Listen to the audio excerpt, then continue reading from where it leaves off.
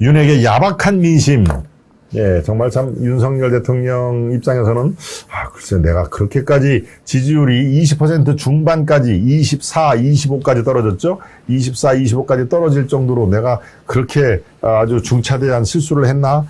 그런 그 범죄를 저질렀나라고 상당히 억울해할 수는 있습니다만은 예, 어차피 이 지지율이라는 게 추세가 중요한 거고 분명한 것은 지지율이 하락하는 국면이다. 이제 이것을 하루빨리 멈춰서게 만들고 반전, 이 턴업으로 올라갈 그럴 그 전략적인 마인드라든가 대국민, 예, 국민, 아까 그래서 첫 사과라는 게 저는 의미가 있다라고 말씀을 드렸죠. 네, 그런 것들을 다시 강조를 드리는데요. 네, 오늘 나온 칼럼 중에서 여러분과 함께 생각해 볼 만한 칼럼, 예, 조선의 김창균 칼럼입니다.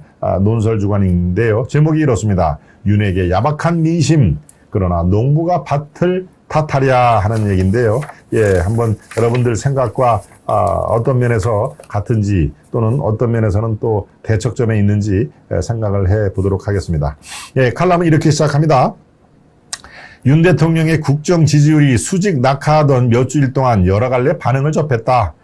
지지율 수치를 못 믿겠다는 소수 의견도 있었다. 윤 대통령에게 잘못한 점이 있다 해도 지지율이 10%, 20% 추락할 일은 아니었다는 반론이었다. 지난주 갤럽 조사에서 윤 대통령 지지율은 24%였다. 대선 득표율 48.65의 꼭 절반 수준이다. 그렇죠? 48.65가 대선 윤석열 득표율인데 지금 지지율이 24%까지 떨어졌으니까 딱 반토막입니다. 딱 반토막.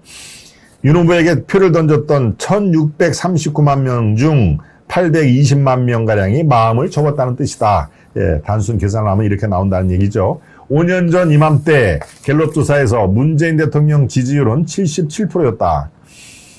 대선 득표율 41.1의 2배 가까운 수치였다. 다른 대통령들도 취임 100일 이내 지지율은 대선 득표율을 크게 웃돌곤 했다. 그 짧은 기간에 특별히 일을 잘해서가 아니었을 것이다. 다른 후보를 지지했던 유권자들도 첫 출발을 하는 대통령에게 기대를 걸어보는 이른바 허니문 기간이었다. 윤 대통령은 무슨 큰 죄를 지어 민심을 화나게 했을까? 제일 먼저 꼽히는 일이 바로 인사였다. 검사 후배, 초등학교 동문, 술친구에 이르기까지 사적 인연으로 사람을 고른다는 뒷말이 무성했다. 예, 술친구는 누구 얘기를 하는 걸까요? 예, 바로 이 보건복지부 첫 그 내정자였던 정호영, 예, 김호영인가요? 예, 김호영. 네, 김호영 그 후보자가 대구의 초임 검사 시절에 자주 어울려서 같이 이렇게 얘기도 하고 차도 마시고 술도 한잔하고 했던 글에서 나온 술친구의 얘기가 이제 이렇게 표현이 되는 모양입니다. 네, 그런 비판에도 그래도 전 정권보다는 낫다고 뻗대며 맞선 거지 화를 키웠다. 설사 그렇다 할지라도 의혹이 수십 가지씩 쏟아져 나온 조국 법무부 장관을 감싸며 밀어붙인 전임 대통령의 5기 인사에 비할 바는 아니었다. 조국 사태로 문 대통령 지지율이 최저점을 찍은 2019년 10월 갤럽 조사에도 문재인의 지지율은 39였다. 그 조국 사태 때 그 난리를 폈을 때도 39% 지지율을 보린 게 바로 문재인 대통령이 아주 뭡니까? 기상천외한 그런 그 지지율이었죠. 예. 칼럼은 그대로 이어집니다. 정책 혼선도 윤 대통령 지지율을 깎아먹은 주범으로 지목됐다. 장관이 발표한 지 52시간 방침을 대통령은 보고받지 못했다고 하고, 장관이 발표한 주 52시간, 예, 주 52시간, 예, 노동정책이죠. 52시간 방침을 대통령은 보고받지 못했다고 하고, 만 5세 입학, 외고 폐지를 불쑥 꺼냈다가 거둬들이기도 했다. 이런 시행착오들을 모두 합쳐놔도 월급으로 서울 소형 아파트를 살 수 있는 기간을 21년에서 36년으로 늘려놓은 부동산 참사의 발끝에도 미치지 못했다. 부동산 민심이 비등했던 2021년 5월 문 대통령의 지지율은 29%로 바닥을 쳤다. 예, 29% 가장 문 대통령이 바닥을 친 것도 지금 윤 대통령, 윤석열 대통령보다도 높은 29%였다는 얘기죠. 이런 초대형 악재들이 터졌을 때를 제외하고 문 대통령 지지율은 5년 내내 40%를 웃돌았다. 그래서 대깨문이 국민 열중에 넷이란 말이냐 믿기 어렵다는 말이 나오곤 했다. 필자도 문 대통령이 잘하고 있다고 답하는 40%가 누굴까 하고 무척 궁금했던 적이 있다. 반면 윤 정부는 취임 100일상도 받기 전에 지지율 30%가 무너져 내리는 반대 현상이 벌어지고 있는 것이다. 윤 대통령은 문재인 정권의 불공정과 비상식에 맞섰다가 떠밀리듯 정치판에 나서게 됐다. 국민들은 문재인 정권 때 정상 궤도를 이탈한 나라를 제자리로 돌려놓는 책임을 윤석열에게 맡겼다. 그래서 윤석열 대통령은 문재인 대통령보다는 잘하겠다고 결심했을 것이고 자신도 있었을 것이다. 문 정권 5년 동안 나라에 보탬되는 일을 한 것이 단 한 가지라도 있었나? 역대 대통령들이 다지고 다져놓은 나라 곳간을 털고 미래 세대의 몫을 눈속임으로 당겨다가 당장의 씀씀이에 보태며 생생을 낸 것이 전부였다. 원칙만 지키면 문 대통령보다야 못하랴 싶었을 것이다. 전 정권 타령이 말버릇이 된 것도 아마도 그런 연유에서 나온 것일 것이다. 그런데 문 전 대통령에게 임기 내내 관대했던 민심이 자신에겐 초장부터 가혹한 잣대를 들이대는 것처럼 보인다. 억울하고 야속한 심정이 들만도 하다. 윤석열 대통령 잘못 짚은 부분도 있다. 2017년 대선 때 문재인 대통령은 홍준표, 안철수, 유승민, 심상정 후보가 나선 5파전에서 당선됐다. 탄핵으로 정권 교체가 확실시 되면서 유권자들은 자기 선호대로 표를 던졌다.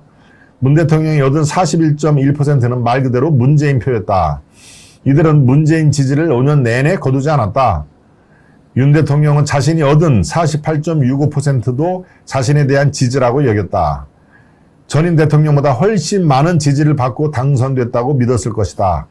양자구도였던 지난 대선은 원하는 후보를 고른 게 아니라 혐오하는 후보를 떨어뜨리는 선거였다. 이재명 당선만은 막으려는 국민들에게 선택지 여러분 아시죠? 윤석열밖에 없었다.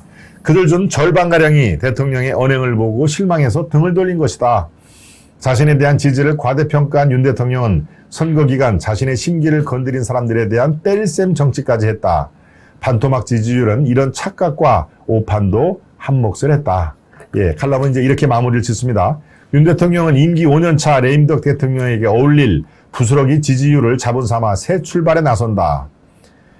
임기 5년차 레임덕 대통령에게 어울릴 부스러기 지지율을 자본 삼아 새 출발에 나선다.